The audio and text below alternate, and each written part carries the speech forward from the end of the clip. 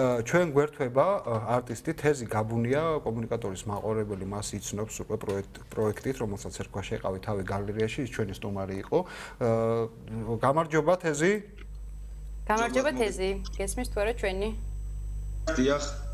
ჩვენ ჩართვის თემა, ასე ვთქვა და მიზეზი არის ის, რომ ერთ-ერთ ფრანგულ ცნობილ სახელოვნებო გამოცემაში, ბეჭდურ მედიაში გაშუქდა ეს შენი ეს პროექტი. ხო არ შეგიძლია დაწვრილებით მოგიყვეთ კონკრეტულად რომელ ჟურნალზეა, რომელ გამოცემაზეა საუბარი და რატომ არის მნიშვნელოვანი შენთვის, რომ აი ამ სივრცეში გაშუქდა შენი პროექტი?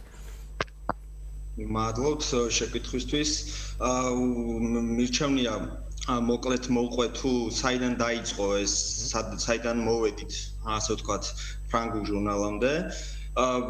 ძალიან მნიშვნელოვანია, როდესაც ჩატარდა მეორე ივენთი, სადაც მოხდა, ასე ვთქვათ, ერთი მაკეტის, მაგივრად სამი მაკეტის დამზადება, ანუ ერთგვარი აპდეიტი, რაშიც დიდი მადლობა, ასე ვთქვათ, ჩემს გუნდს და TBC Banks მხარდაჭერისთვის და შემდეგ უკვე ასე ვთქვათ დიდი მასალა დაგროვდა ამ პროექტთან დაკავშირებით და გადავწყვიტე გამეგზავნა ესეთი ინტერნეტ პორტალია არტის და არქიტექტურის დიზაინ ბუმი.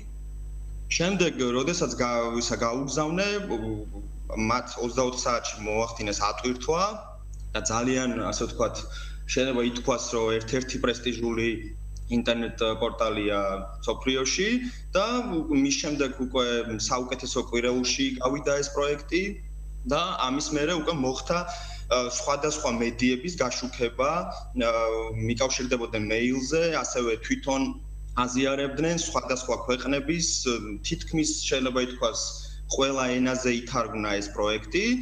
და ამის შემდეგ რატომღაც მეგონა რომ ეს ყველაფერი ასე ვთქვათ რაღაცა 2 კვირის განმავლობაში იყო ეს გაზიარებები და შემდეგ მეგონა რომ ეს ყველაფერი ჩაცხრა და უცბად მოხდა ესეთი პრეცედენტი, ანუ ფრანგული ჟურნალის ბოზარტის, ანუ სახვითი ხელოვნება, ესე ქვია ფრანგულად და მოხდა მათ მიერ ასე ვთქვათ ივლისის ნომერში გამოქვეყნება ჩვენი პროექტის.